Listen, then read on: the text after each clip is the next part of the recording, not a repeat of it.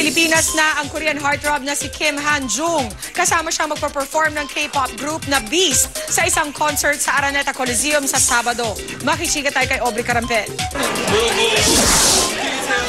Medyo naantala pa ang paglabas ni Kim Yung-jung sa NAIA Terminal 1 dahil bumili pa raw siya ng sunglasses sa duty-free.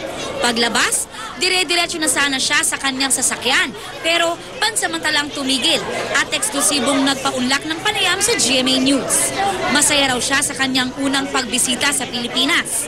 필리핀이라면 또 동남아시아에서 또 공기가 좋고 자연이 좋은 곳이라서 Actually, it's his first time to visit here in the Philippines, and because Philippines is very famous among Southeast Asia, and then also with fresh air and then good nature, he really wanted to come here, and then it's really nice to meet you all. Si Kim Yung-jung ang makakasama ng K-pop group na Beast sa kanilang concert sa Sabado sa Araneta Coliseum. 조절 잘해서 100%의 모습을 보여드릴 테니까요. 많은 기대 부탁드리겠습니다.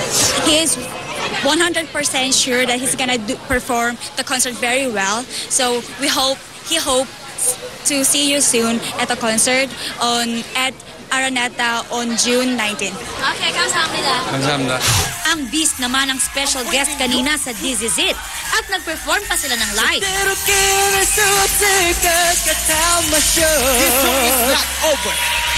Abangan ang exclusive interview ng GMA News kay Kim Yung-jung at sa Beast bukas sa 24 oras.